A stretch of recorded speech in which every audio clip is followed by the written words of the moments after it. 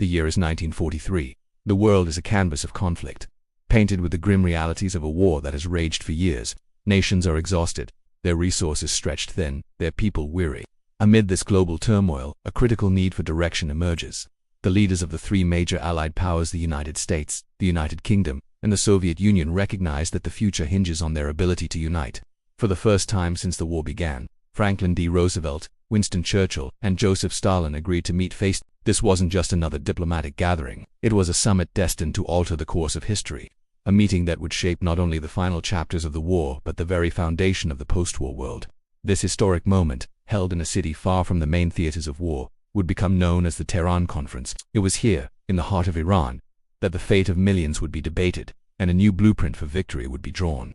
Join us as we uncover the story of this pivotal event, where three powerful figures came together to decide the future. The chosen location was Tehran, the capital of Iran. Its selection was a strategic compromise, a neutral ground accessible to all three leaders. As the delegations began to arrive in late November 1943, the city transformed. An unprecedented security blanket was thrown over Tehran. Streets were cleared, buildings were secured, and an air of heightened alert settled over the ancient metropolis. The atmosphere was a paradox of tension and hope. Here, amidst the quiet hum of diplomatic activity, the world held its breath. Diplomats, military advisors, and intelligence officers from three vastly different nations gathered in heavily guarded embassies and residences. They worked tirelessly, poring over maps, drafting proposals, and preparing for the discussions that would define the next decisive phase of the global struggle. Every detail was scrutinized, every potential outcome weighed. The stakes were immense, and everyone present understood that the conversations held in these rooms would echo for generations, setting the stage for the final push against the Axis powers and laying the groundwork for a new world order. Then came the moment the world had been waiting for. Inside a secured compound, away from the public eye, the Big Three convened. Franklin D. Roosevelt, with his characteristic optimism, Winston Churchill, the resolute British bulldog, and Joseph Stalin, the enigmatic and iron-willed Soviet leader. They sat across from one another for the very first time. Imagine the weight in that room. Three men representing three different ideologies and political systems, now bound by a single overwhelming objective, the unconditional surrender of their common enemy. The initial meetings were a delicate dance of diplomacy. They began by discussing the grand strategy, how to coordinate their immense military resources, how to divide responsibilities across multiple fronts, and how to plan the future operations that would finally break the back of the Axis war machine. Despite their deep-seated political differences and moments of friction, they found common ground. They all understood that victory was impossible without collaboration. This was more than a meeting. It was the formation of a united front at the highest level, a testament to the idea that even the most unlikely allies could come together when faced with a monumental threat. Over the course of 4 intense days, from November 28th to December 1st, the leaders moved from broad strokes to concrete plans. Their discussions were focused, pragmatic, and aimed at long-term results. One of the most critical decisions made was the firm commitment to opening a second front in Western Europe. For years, Stalin had been pressuring his allies to launch a major invasion of France to relieve the immense pressure on the Eastern Front, where the Soviet Union was bearing the brunt of the fighting. In Tehran, Roosevelt and Churchill finally agreed. Operation Overlord, the D-Day invasion of Normandy, was officially set for the spring of 1944. This decision was a game-changer. It signaled a coordinated all-out assault on Nazi Germany from both the East and the West. Beyond military strategy, they focused on strengthening the cooperation between their nations.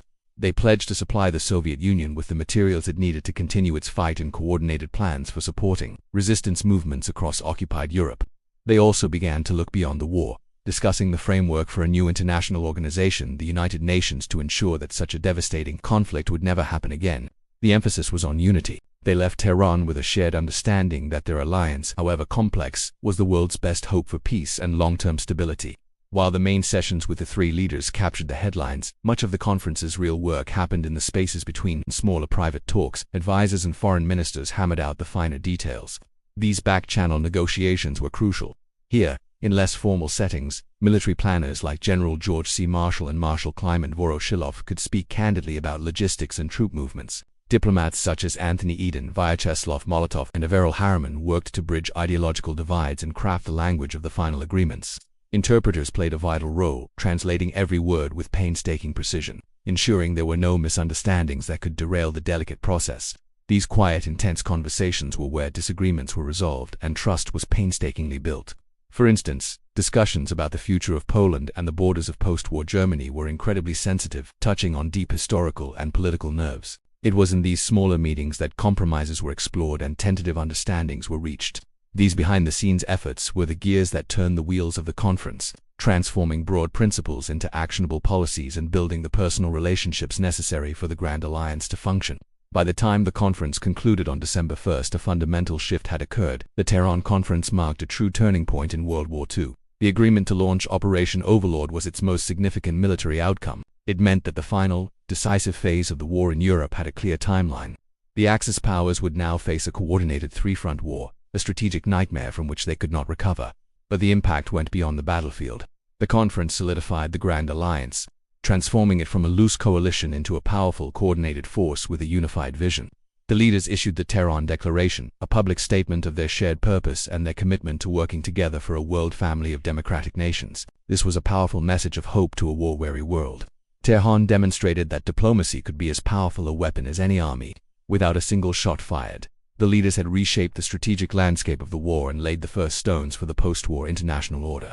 It was a new era of cooperation, a moment when dialogue and shared purpose proved their ability to influence the grand sweep of history. The legacy of the Tehran Conference is vast and enduring. It stands as a powerful symbol of strategic unity in the face of a global crisis. It proved that nations with vastly different political systems and interests could set aside their differences to achieve a common goal of monumental importance. The decisions made in Tehran directly influenced the end of the war. The D-Day landings in Normandy, a direct result of the conference, accelerated the defeat of Nazi Germany.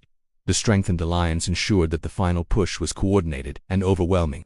In the long term, the conference's outcomes helped draw the new political maps of Europe and Asia. The discussions about post-war spheres of influence, though controversial later, began in earnest in Tehran. It also set the stage for subsequent wartime conferences like Yalta and Potsdam, where the final details of the post-war settlement were ironed out.